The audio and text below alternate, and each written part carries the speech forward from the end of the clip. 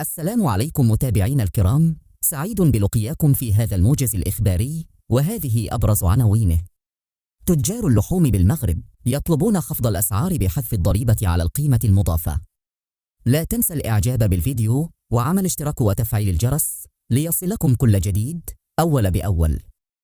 يشتكي المغاربة منذ أسابيع من ارتفاع أسعار بيع اللحوم بشكل يومي، الأمر الذي بات يضر بالقدرة الشرائية لفئة واسعة منهم. وتعالت أصوات الكثير من المواطنين المنددة بغلاء أسعار بيع اللحوم التي بلغت أثمنة تفوق قدراتهم، وانضافت إلى مجموعة من المواد التي تعرف زيادة كبيرة. ويطالب المواطنون بتدخل من السلطات الحكومية بغاية تخفيض أسعار بيع اللحوم التي تجاوزت في بعض المناطق 100 درهم للكيلوغرام الواحد، بعدما كان ثمنها لا يتجاوز 70 درهما. ويتوقع الكثير من تجار بيع اللحوم بالتقسيط ارتفاع أسعار هذه المادة في حالة عدم تدخل الحكومة بإجراءات مستعجلة لإنقاذ السوق الوطنية من ندرة اللحوم الحمراء.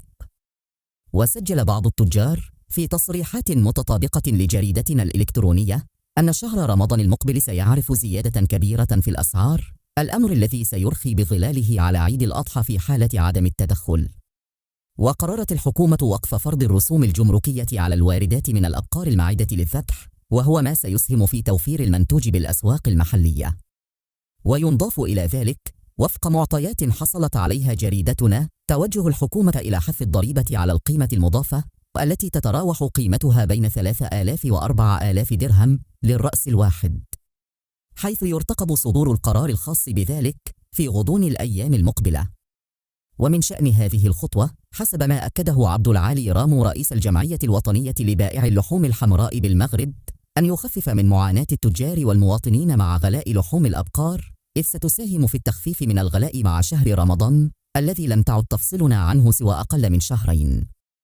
وشدد المتحدث نفسه ضمن تصريحه لجريدتنا على أن هذه الإجراءات يجب الترافع من أجل تطبيقها أيضا على الغنم، تفاديا لوضع معقد، خصوصا أننا مقبلون على عيد الأضحى.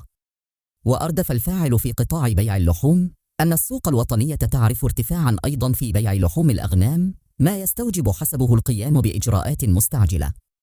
وعرج رئيس الجمعية الوطنية لبائع اللحوم الحمراء بالمغرب على أن تراكمات عديدة كانت وراء هذا الغلاء في قطاع بيع لحوم الأبقار، وعلى رأسها حملة المقاطعة التي كانت قد طالت الحليب، ما تسبب في بيع الأبقار إلى الجزارين.